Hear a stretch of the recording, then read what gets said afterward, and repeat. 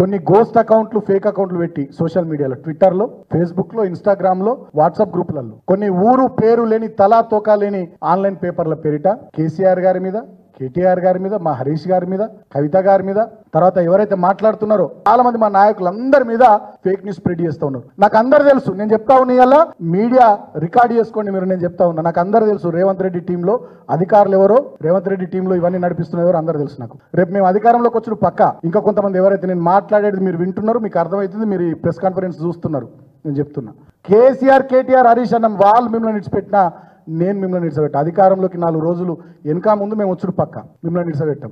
రాజకీయాలు చేస్తే ఫేర్గా చేసుకుందాం. మీరు అధికార పక్షం, మేము ప్రతిపక్షం. మేము ప్రజల గురించి మాట్లాడతాం, ప్రజా సమస్యల గురించి మాట్లాడతాం.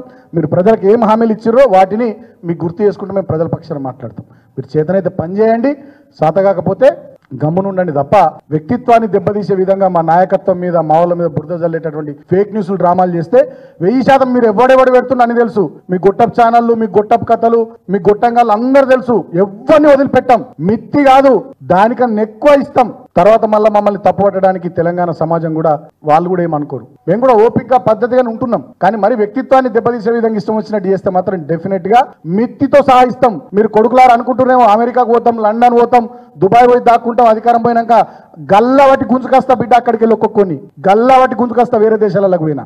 నేను సత్యాగ పురాతు నేను చెప్తున్నా, నేను ఉద్యమంలో 14 ఏళ్ళు పనిచేసినా, ఎన్నోసార్లు పోలీస్ దెబ్బలు తిన్నా, జైళ్ళకు పోయినా, నేను ఎవరినయ్యాక భయపడలే, అన్కాంప్రమైజ్డ్గా ఓట్లాడినా. రేవంత్ రెడ్డి కూడా తెలిసి ఈ విషయం.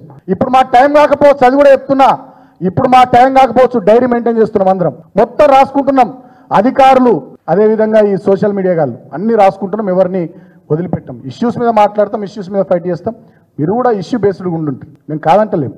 కానీ మరీ పిచ్చి పిచ్చి చేస్తే మాత్రం ఊరుకునేది లేదని చెప్పి సందర్భంగా నేను హెచ్చరిస్తా ఉన్నా. ట్విట్టర్లో నేను చూపిస్తాను మీకు, ఒక గోస్ట్ ఐడి క్రియేట్ చేసిరండి ట్విట్టర్లో. దీని పేరు కాపలా కుక్క అని కేసీఆర్ గారు బొమ్మ పెట్టిరండి. దాంట్లో ఇష్టం వచ్చినట్టుగా బీఆర్ఎస్ పార్టీ నాయకుల మీద.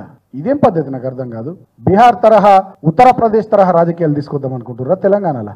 సిసిఎస్ లో ఫిర్యాదు చేసిన పోలీసులకు వాళ్ళు పట్టించుకుంటలేరు. సరే పోలీస్ సోదరులు కూడా గమనించాలి, అధికారం ఇవ్వడానికి శాశ్వతం కాదు సోదరులారా. డెఫినెట్ గా మేము వస్తాం.